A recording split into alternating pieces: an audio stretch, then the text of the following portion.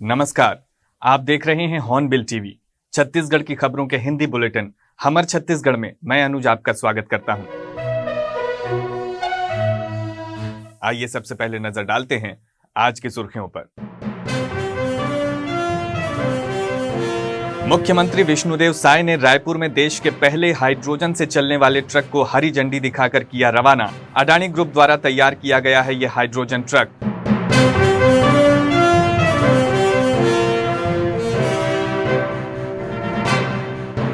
भारत पाकिस्तान के बीच बढ़ते तनाव को लेकर छत्तीसगढ़ के गृह मंत्री विजय शर्मा का बड़ा बयान आया सामने।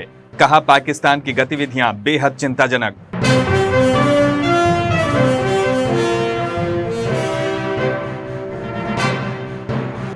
उप मुख्यमंत्री अरुण साव ने कहा, राज्य सरकार भ्रष्टाचार के प्रति अपना रही है जीरो टॉलरेंस की नीति। अगर कोई भ्रष्टाचार में लिप्त पाया गया तो होगी कड़ी कार्रवाई।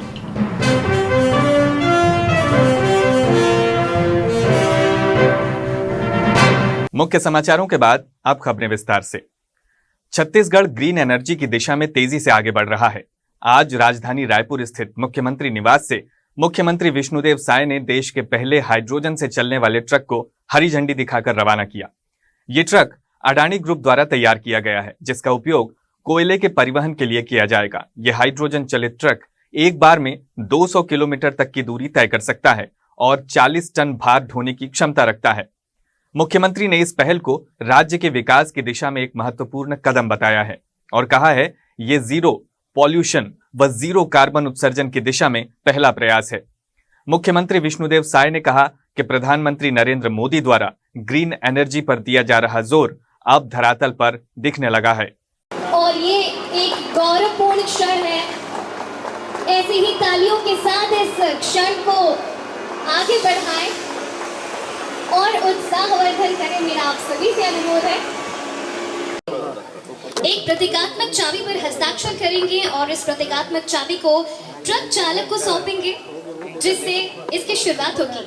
ये पीछे आओ तो थोड़ा आपका कैमरा हो गया। इसका शुभारंभ हमारे प्रदेश के यशस्वी मुख्यमंत्री श्री विष्णुदेव साय जी के हाथों होने जा रहा है। इस इतिहास के हम सभी साक्षी हैं और ये जो हाइड्रोजन चलित ट्रक है वो अवसर है और आज का दिन भी विकास की दिशा में एक नया आयाम जुड़ रहा है। आज देश का पहला हाइड्रोजन ट्रक का शुभारंभ हमने किया है। सौभाग्य हमको मिला है और इसके लिए हम CSPGCL और अडानी ग्रुप को बहुत बहुत बधाई देते हैं, धन्यवाद देते हैं। यहाँ पर हमारे इस अवसर पर बीज निगम के चेयरमैन हैं श्री चंद्रहास चंद्राकर जी और अडानी ग्रुप के हमारे विनय जी और सभी अधिकारी हैं। हमारे बिजली विभाग के MD भी हैं और आप सभी लोगों का स्वागत है। ये माइनिंग के क्षेत्र में इसका उपयोग होगा और ये जीरो पॉल्यूशन है और जिस तरह से हमारे देश के यशस्वी प्रधानमंत्री नरेंद्र मोदी जी भी मतलब ग्रीन एनर्जी पर बहुत जोर दे रहे हैं और आने वाला 2070 तक इस देश को जीरो कार्बन उत्सर्जन की ओर बढ़ाना चाहते हैं। तो उस दिशा में ये पहला कदम है। तो एक ही ट्रक का शुभारंभ किए हैं, आगे और होगा। लोग तैयार हैं और जिस तरह से निर्देश हुआ था दुर्ग जिले में मॉक ड्रिल का वो किए हैं और लगातार जो भी निर्देश होगा उसका पालन करेंगे और प्रदेश पूरी तरह से मतलब हर स्थिति के लिए तैयार है।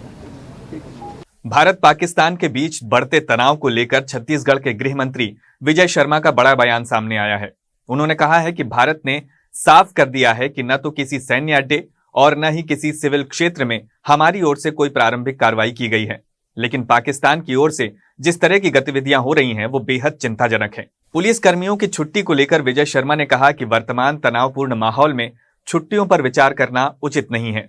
सभी विभागों को एकजुट होकर कार्य करने की जरूरत है। उन्होंने कहा कि चाहे पुलिस हो या प्रशासनिक अमला, हर किसी को देश हित में सतर्क और तैयार रहना होगा। उसमें टेरर लॉन्च पैड की भी और एयर बेस जोन के उनको भी डेमोलिश करने की बात आ रही है। भाई टेरर लॉन्च पैड तो डिमोलिश किए गए और भी किए जाने चाहिए, किए ही जा रहे हैं। बाकी ये है कि भारत ने प्रारंभिक तौर पर बहुत स्पष्टता से इस बात को ध्यान रखा कि उनके किसी आर्मी बेस पर किसी सिविलियन कोई ऐसे स्थान है, उन स्थानों पर कोई कार्यवाही नहीं की गई और ना ही इसमें कुछ ये किया गया। परंतु पाकिस्तान जिस स्थिति में सामने बढ़ रहा है, मैं सोचता हूँ कि हमारा पूरा समाज, पूरा भारतीय समाज गंभीर है। मैं सोचता हूँ कि अंतिम निर्णय हो जाएगा इस बार। सर बहुत सारे प्रिवेंटिव मेजर्स लिए जा रहे हैं, हमारे यहाँ भी मॉक ड्रिल कराया गया, अभी छुट्टियाँ भी कैंसिल हो रही है सर पुलिस ऑफिशियल्स। न सिर्फ पुलिस की वरन सारे विभागों की यह स्थिति है। सबको हम अपने विभाग संभालने हैं, सबको समाज के बीच में रहकर काम करना है। हमको हर एक उस स्थिति के लिए तैयार रहना है जो युद्ध में बन सकती है। और मैं सोचता हूँ कि मॉक ड्रिल बहुत सक्सेसफुल रहा और भारतीय समाज बिल्कुल इसके लिए संजीदा है, बिल्कुल इसके लिए तैयार है। सर कुछ समय पहले इलीगल माइग्रेंट्स के ऊपर कार्रवाई हो रही थी, कुछ लोग यहाँ से बाहर भी गए थे। अभी और होगी भैया, अभी और होगी, हम और करेंगे, इस पर और तगड़े कार्रवाई करेंगे, इस पर और स्ट्रक्चर्ड इसमें कार्यवाहियाँ होंगी। जो भी बाहर के हैं छत्तीसगढ़ में, उनको बड़ी स्पष्टता से मेरा कहना है कि वो पुलिस के सामने आकर के अपनी स्पष्टीकरण दें और नहीं तो छोड़कर चले जाएं। सर अभी तक ऑनलाइन फॉर्जरी एक बड़ा मुद्दा हुआ करता था, लेकिन अब साइबर अटैक वाली बात आ रही है सर, उससे निपटने के लिए क्या किया जाएगा? ऑनलाइन फोर्जरी हो, साइबर अटैक हो या नए तरह के अपराध हैं जो लोग सीख रहे हैं, कर रहे हैं, अब धूप और छाँव और ये सब तो सत्य सब समानांतर, शाश्वत और सनातन है। परंतु जीत सत्य की होती है हर बार, हर युद्ध में, ये हमको ध्यान है। तो ये साइबर अटैक्स हैं या फिर जो फोर्जरी है डिजिटली जो कर रहे हैं लोग प्लेटफॉर्म्स पर, ये सब कुछ का सोल्यूशन निकाल करके, और मैं सोचता हूँ कि पूरा भारतीय समाज इसमें आगे बढ़ेगा।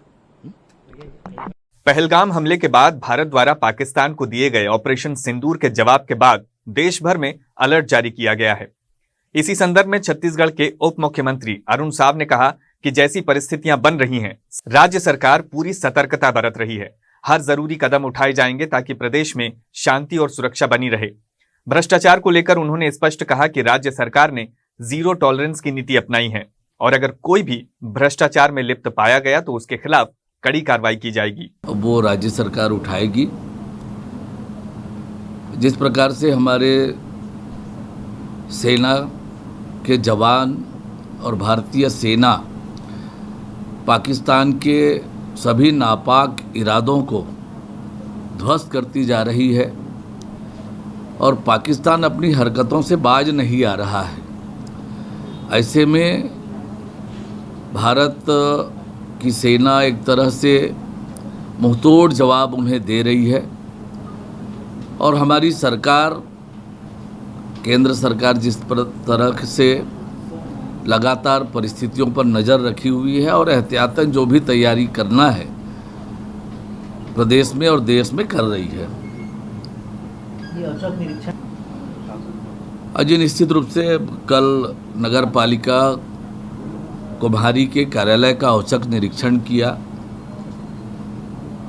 वहाँ के रिकॉर्डों का अवलोकन किया, उपस्थिति रजिस्टर, केस बुक रजिस्टर, चल रही योजनाओं की प्रगति के बारे में जानकारी लिया, चल रहे निर्माण कार्यों का स्थल निरीक्षण किया।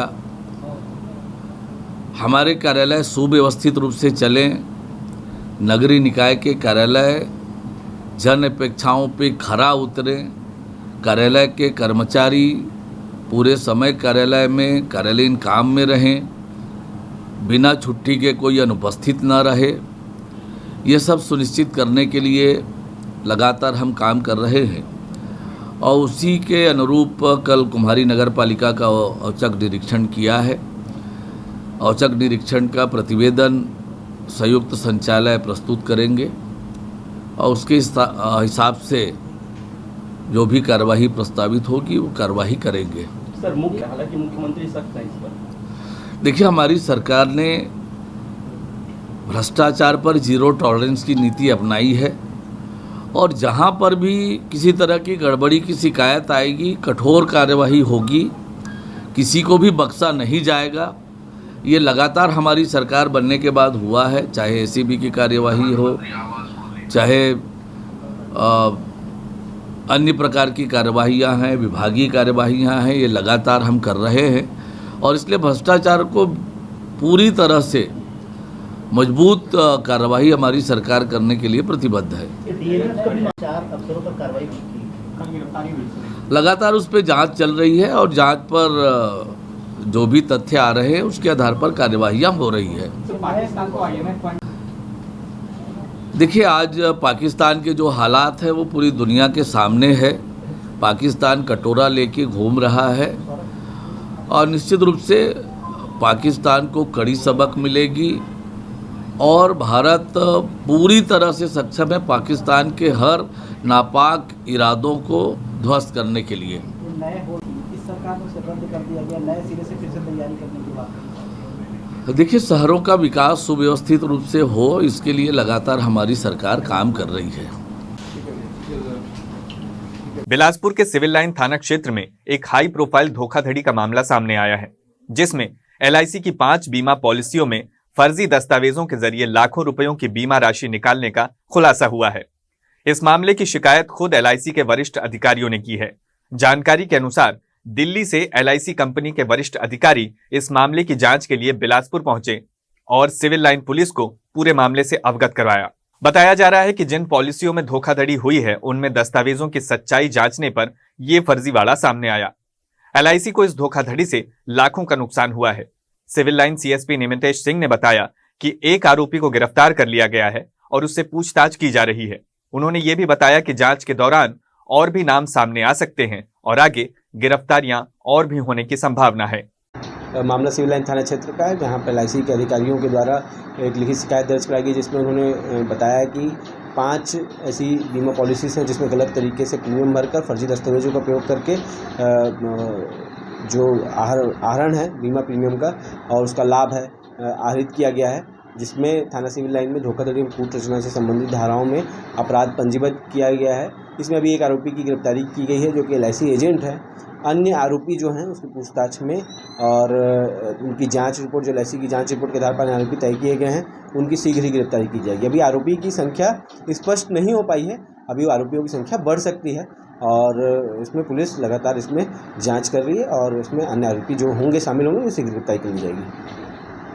राज्य सरकार द्वारा चलाए जा रहे सुशासन तिहार के तीसरे चरण में दुर्ग जिला प्रशासन ने ग्राम मचांदुर स्थित शासकीय महाविद्यालय में जन समाधान शिविर का आयोजन किया। शिविर में दुर्ग जिला पंचायत CO बजरंग दुबे, विधायक ललित चंद्राकर और मचांदुर सरपंच युगल किशोर साहू उपस्थित रहे।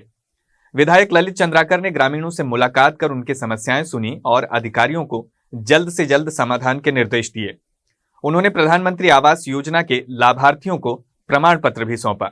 CO बजरंग दुबे ने जानकारी देते हुए बताया कि समाधान शिविर में कुल 12,065 मांग आवेदन और 165 शिकायत आवेदन प्राप्त हुए थे, जिनमें से 11,942 मांग और 185 शिकायतों का त्वरित निराकरण कर दिया गया है।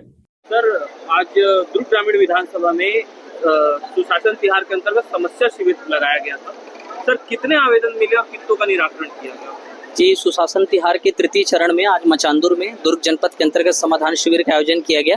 इसमें कुल जो है 12,065 मांग के और 195 शिकायत के आवेदन प्राप्त हुए और अगर उसमें निराकरण की बात करें तो 11,942 आवेदनों का निराकरण किया जा चुका है मांग में, शिकायतों में 184 और जो शेष लंबित हैं 122 मांग और शिकायतें जो लंबित है 11, इनका भी शीघ्र ही 15 दिवस के भीतर निराकरण कर लिया जाएगा। सर, प्रधानमंत्री आवास योजना का कितने लोगों ने आज के दिन लाभ उठाया? जी, प्रधानमंत्री आवास योजना में आज के शिविर में 14 गांवों के क्लस्टर में कुल 4,533 आवेदन हमको प्राप्त हुए थे, जिसमें से 4,521 मांग के थे नए आवास के और 12 जो है वो शिकायत के थे।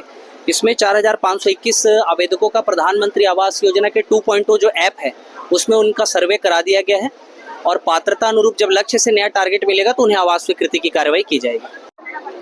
राज्य सरकार द्वारा सुशासन तिहार मनाया जा रहा है। आज यहाँ पर दुर्ग ग्रामीण विधानसभा में आज आयोजन किया गया है। किस प्रकार का आयोजन है और कितने आवेदन प्राप्त हुए? हम सब जानते हैं कि छत्तीसगढ़ के विश्वदेव सरकार जनता को समर्पित है और सरकार के चुनाव के पहले हम लोग बोले थे कि हम जनता के बीच जाएंगे और जनता को उनके घर में जाके, वहाँ के उनके गांव में जाके उस समस्या का समाधान करेंगे। उसी के तहत आज ये पूरे छत्तीसगढ़ में समाधान शिविर चल रहा है। 8 अप्रैल से लेके लगातार ये चल रहा है, जिसका समाधान शिविर के माध्यम से आपका आवेदन देने के मतलब ऑनलाइन माध्यम से, चाहे आप समाधान पेटी के माध्यम से, चाहे शिविर के माध्यम से आप अपना आवेदन दे सकते हैं, अपनी मांग रख सकते हैं और आपकी जो कोई जगह अगर आपको कहीं कोई गलत है तो उसकी भी आप जानकारी दे सकते हैं। और यहाँ पे संबंधित इस शिविर में अपना आवेदन देके आप अपना समस्या का निराकरण कर सकते हैं, जो समाधान है उसका निराकरण कर सकते हैं। और जो भी क्षेत्र में गांव का हो, चाहे व्यक्तिगत हो, चाहे पेंशन हो, प्रधानमंत्री आवास हो, चाहे अन्य अलग अलग विभाग के जो भी क्षेत्र के लोगों की समस्या उसको यहाँ पे दूर करने का काम इस शिविर में करते हैं। आवेदन लेते हैं, समस्या को दूर करते हैं और जिनसे उनको कार्यालय तक, शहर तक जाने की जरूरत नहीं पड़ता, यही गांव स्तर में वो समस्या हल हो जाता है। और यही विष्णुदेव की सरकार और मोदी जी की भी सोच है कि जनता को उनके घर तक, उनके गांव तक जाके उनकी समस्या दूर और उनको वहीं तक मिले ताकि उनको तकलीफ ना हो, उनको भाग दौड़ ना करना पड़े, कोई परेशानी ना उठाना पड़े।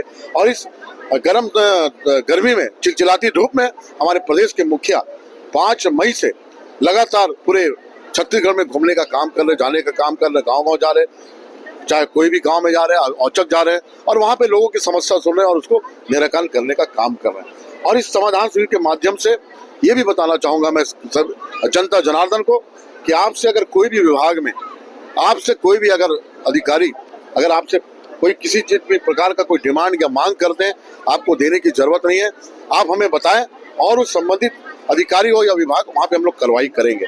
क्योंकि ये जनता की सरकार है, जनता के लिए सरकार है और पारदर्शिता सरकार है, बिना भ्रष्टाचार किए भी यहाँ पे ये सरकार का मंशा है कि काम हो और उसके अनुरूप आप देख रहे हैं लगातार ये सरकार पारदर्शिता के साथ काम कर रही है। बिलासपुर जिले के सकरी थाना क्षेत्र में शनिवार सुबह उस समय सनसनी फैल गई जब लोगों ने रेलवे ट्रैक पर एक युवक की लाश देखी। ये घटना लोखंडी फाटक के पास की बताई जा रही है। स्थानीय लोगों ने तुरंत इसकी सूचना पुलिस को दी। जांच के दौरान मृतक की पहचान लोखंडी निवासी अश्वनी पटेल के रूप में की गई है। पुलिस ने मौके से शव को बरामद कर पोस्टमार्टम के लिए भेज दिया है और मामले में मर्ग कायम कर आगे की जांच शुरू कर दी है। मामला सकरी थाना क्षेत्र का है। पुलिस को आज सुबह सूचना मिली कि लोखंडी फाटक के पास एक व्यक्ति ट्रेन से कटकर खत्म हो गया है, जिस पर पुलिस ने मर्ग कायम किया है। व्यक्ति का नाम अश्वनी पटेल है और मर्ग कायम कर इसकी जांच की जा रही है। अब इसमें जांच कर रहे हैं, जांच करने के पश्चात ही पुलिस कुछ बता पाएगी। बिलासपुर में नशे के प्रभाव में अपराध की घटनाएं लगातार बढ़ती जा रही हैं। इसी कड़ी में शहर के अलग अलग इलाकों में चाकू लहराकर लोगों में दहशत फैलाने वाले 3 आरोपियों को सिटी कोतवाली पुलिस ने गिरफ्तार किया है। आरोपी राहगीरों को डराने की नीयत से खुलेआम चाकू लेकर घूम रहे थे। आकाश गोंड, मंगल गोंड और अप्पू और राजा नाम के 3 लोगों को गिरफ्तार किया गया है। तीनों आरोपियों के खिलाफ आर्म्स एक्ट की धारा 25-27 के तहत मामला दर्ज कर उन्हें न्यायिक रिमांड पर जेल भेज दिया गया है। थाना क्षेत्र में लगातार पेट्रोलिंग की जा रही है। संदिग्ध व्यक्तियों की चेकिंग की जा रही है। पेट्रोलिंग के दौरान मुखबिर से सूचना मिली कि आरोपी आकाश कोल अपने पास अवैध चाकू रखा है, हथियार और लहरा रहा है। तो तुरंत दबिश दी गई और आकाश कोल के पास एक हथियार मिलने पर, चाकू मिलने पर उसके खिलाफ 25-27 आर्म्स के तहत कार्रवाई की गई। और इसी तारतम्य में दिनांक 8/5/25 को मंगल गोण, जो लक्ष्मीबाई स्कूल के पीछे चाकू लेके और लहरा रहा था, उसके विरुद्ध 25-27 आर्म्स की कार्रवाई की गई है। इसके अलावा अप्पू उर्फ राजा, उसके विरुद्ध भी 25-27 आर्म्स की कार्रवाई की गई है। तीनों से चाकू जब्त किया गया। बिलासपुर शहर में नशे के खिलाफ चलाए जा रहे अभियानों के बावजूद कुछ क्षेत्रों में नशे का कारोबार खुलेआम जारी है। सोशल मीडिया पर वायरल हो रहे एक वीडियो ने पुलिस और समाज दोनों की चिंताएं बढ़ा दी हैं। वीडियो सिविल लाइन थाना क्षेत्र के कुदुदंड इलाके का बताया जा रहा है, जहां नदी किनारे कुछ युवक गांजा और नशे की गोलियां बेचने की बात कर रहे हैं। चौंकाने वाली बात यह है कि इस अवैध गतिविधि में नाबालिग बच्चों को भी शामिल किया गया है। वीडियो में 2 नाबालिग दिखाई दे रहे हैं जिनसे गांजा बिकवाने की बात की जा रही है। एक बच्चा तो गांजे की पुड़िया लाकर देते हुए भी नजर आ रहा है। इस बात ने यह सवाल खड़ा कर दिया है कि आखिर ये नशे का सामान इन बच्चों तक पहुंच कैसे रहा है। एसएसपी रजनेश सिंह के द्वारा जिले में युवाओं और बच्चों को नशे से दूर रखने के लिए चेतना अभियान चलाया जा रहा है। वहीं दूसरी ओर नशे के सौदागर पुलिस से बेखौफ होकर अपना कारोबार बढ़ा रहे हैं।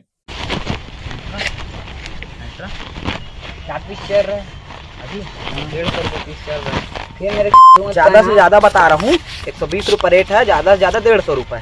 चप्पू यहाँ दयालबंद पुल के पास। चप्पू की दाई चप्पू जहाँ रहा मेरे को नाम लेना वो चप्पू नहीं भी रहेगा ना तो तेरे को तो आप हनुमानी तो उससे मैं उससे लेता ही नहीं उधर मैं उससे लेता ही नहीं हूँ। मैं वहाँ जाता हूँ चप्पू यहाँ लेने तो सीधा घूम के देता ना जा ऐसे घूम के मैं वहाँ जाता हूँ चप्पू यहाँ अगर लेने तो सीधा अमन सुनकर करने जाता हूँ। हाँ या तो फिर मैं इधर जाता हूँ सीधा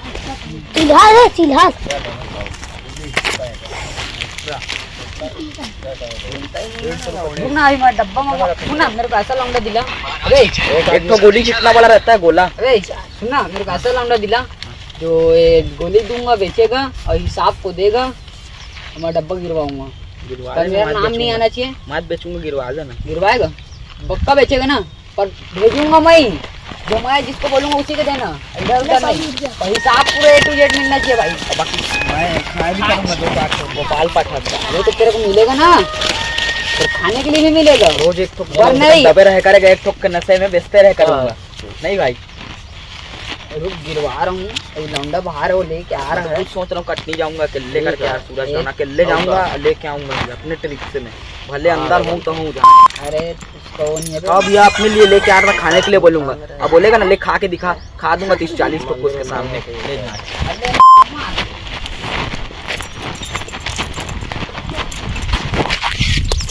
भिलाई जिले में एक बार फिर संदिग्ध गतिविधियों को लेकर सुरक्षा एजेंसियां सतर्क हो गई हैं। पाकिस्तान के साथ जारी तनावपूर्ण हालात और संभावित घुसपैठ की आशंका को देखते हुए पुलिस ने भिलाई में किराएदारों की सघन जांच शुरू की है। शनिवार को 100 से अधिक पुलिसकर्मियों की टीम ने विभिन्न इलाकों में चेकिंग अभियान चलाया। इस दौरान किराए में रहने वाले व्यक्तियों के दस्तावेजों की जांच की गई और दर्जनों लोगों के फिंगरप्रिंट भी लिए गए। पुलिस का कहना है कि जिन लोगों के दस्तावेज संदिग्ध पाए गए हैं उनके खिलाफ आवश्यक कानूनी कार्रवाई की जाएगी। भिलाई पुलिस का यह अभियान सुरक्षा व्यवस्था और मजबूत करने के लिए चलाया जा रहा है। अधिकारियों का कहना है कि किराएदारों का सत्यापन अनिवार्य है और मकान मालिकों को भी ये सुनिश्चित करना चाहिए कि वे बिना सत्यापन के किसी को किराए पर न रखें। बिलासपुर जिले के तखतपुर थाना क्षेत्र अंतर्गत ग्राम जयजयपुर से एक बेहद दुखद घटना सामने आई है, जहां एक 9 वर्षीय मासूम की जहरीले कीड़े के काट देने से मौत हो गई है। जानकारी के अनुसार ग्राम जयजयपुर निवासी 5वीं कक्षा में पढ़ने वाला भुवनेश्वर विश्वकर्मा रात में खाना खाने के बाद टीवी देखने के लिए रिमोट ढूंढ रहा था। इसी दौरान उसे किसी जहरीले कीड़े ने काट लिया। परिजनों ने जब तक स्थिति को समझा तब तक बच्चे की तबीयत बिगड़ने लगी थी। आनन फानन में उसे इलाज के लिए बिलासपुर स्थित सिम्स अस्पताल लाया गया, लेकिन डॉक्टरों ने उसे मृत घोषित कर दिया। बिलासपुर के सिविल लाइन थाना इलाके में चाकूबाजी की घटना सामने आई है। महिला से हुई चाकूबाजी की घटना 2 से 3 दिन पहले की बताई जा रही है। घटना के बाद महिला शहर के एक निजी अस्पताल में भर्ती थी। डिस्चार्ज के बाद शुक्रवार को वो सिविल लाइन थाने पहुंची और सिविल लाइन पुलिस पर आरोप लगाते हुए आरोपी पर कड़ी कार्रवाई न करते हुए उसे छोड़ देने का आरोप लगाया। प्रार्थी ने बताया कि जमानत से छूटने के बाद संतोष बघेल उसे बिलासपुर छोड़कर कहीं और भाग जाने की धमकी दे रहा है। प्रार्थी गीता बघेल ने पुलिसिया कार्रवाई पर सवाल उठाते हुए कहा कि सिविल लाइन पुलिस ने हाफ मर्डर का केस दर्ज करने की बजाय मामूली धारा लगाकर संतोष बघेल को छोड़ दिया। वहीं इस मामले में civil line TI Sumat Ram Sahu ने बताया कि गीता बघेल द्वारा गले में चोट लगने और मारपीट की शिकायत दर्ज की गई थी, जिसके बाद डॉक्टर से परीक्षण कराया गया। डॉक्टर ने चोटों को साधारण बताया। वहीं मामला जमानती होने के कारण संतोष बघेल को थाने से मुचलके पर छोड़ दिया गया। हाफ मर्डर का धारा लगना चाहिए, लेकिन मामूली धारा लगा के इन लोग छोड़ दिए हैं जमानत दे के। अगर कल के डेट में मेरे साथ कुछ होता है तो इसमें जो करेगा तो जाएगा ही जाएगा। प्लस इसमें ना सिविल लाइन थाने वाले को भी गलती है, क्योंकि 2 दिन में क्यों छुट्टी दिए भाई, कैसे छुट्टी दी? हाफ मर्डर का ये होता ही नहीं कि आप 2 दिन में जमानत दे सको, होता ही नहीं है। मैं इसी चीज़ को जानने के लिए यहाँ पर अभी आई थी मैं। ठीक जी हाँ, एक संतोष बघेल हैं जो उसकी गर्लफ्रेंड है, उनके साथ में विवाद हुआ था और उसमें गले के पास भी मारने का चोट आया था, जिसमें डॉक्टरी परीक्षण कराई गई थी। डॉक्टर द्वारा उसे साधारण चोट होना बताया गया था, जिसमें मारपीट एवं गाली गलौज धमकी का एक FIR दर्ज किया गया था। क्योंकि मामला जमानती होने से उसे गिरफ्तार कर जमानत मुचलका पर रिहा किया गया। आज के अंक में बस इतना ही। छत्तीसगढ़ की ताजा तरीन खबरों के लिए देखते रहिए हॉर्नबिल टीवी।